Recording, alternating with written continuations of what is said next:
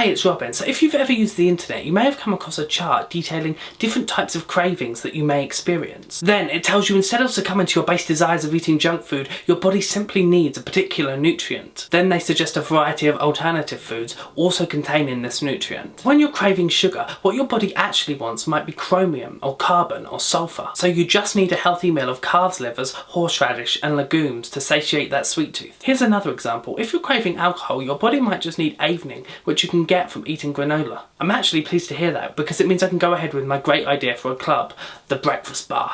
It's like an edgier version of that serial killer cafe in London with a less cool name, but an equally impressive pun. Do you have a preference for liquids rather than solids? If so, you should be drinking water. Which is just explaining what thirsty means, I think. Do you have a preference for solids rather than liquids? Well, this means you've been dehydrated for so long, you've lost your thirst, and you need to drink water. I mean, I'm no dietitian, but I would have just thought that that meant you were hungry. Cravings are also related to emotions. It has been written by researchers that if you crave bulky, fill you up foods like pasta, then you may be feeling lonely and sexually frustrated. While if you crave anything and everything, you may just be feeling jealous. Presumably jealous of real researchers writing about things less made up. So I thought I would write my own helpful guide to decoding your emotions and cravings. Craving lemons? Don't worry, it doesn't mean you're bitter. But there are studies linking bitter taste preference to malevolent personality traits and psychopathy. So try drinking some hot chocolate to warm that cold, cold heart of yours.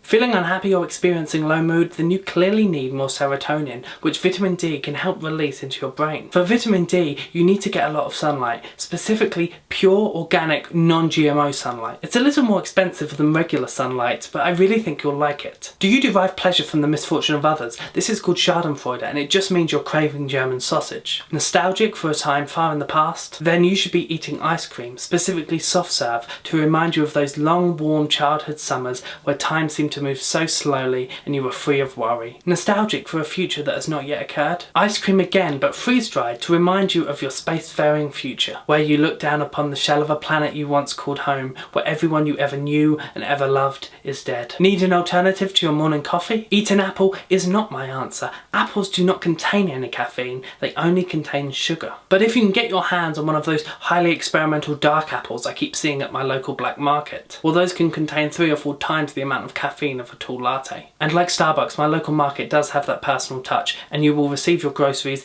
each inscribed with your full name, address and blood type. Craving an avocado? Well, you can just eat an avocado, that one's fine. Let's just lightning round the rest of these. Procrastinating, pistachios in shells. Feeling religious, grilled cheeses. And finally, can't escape that feeling of existential dread? Well, there's always Fruity Pebbles. Thanks for watching. If you want to purchase some pure organic sunlight, you can use my coupon code ROBINOCRACY at www.whenwesoldYouAcresOnTheMoonYouBelievedUs, so now we're trying this.com/sunlight for 20% off your first order. And finally, I'll leave you with some words of wisdom. Don't upset the apple cart. It has feelings, just like you. Subscribe for more of this and stay weird.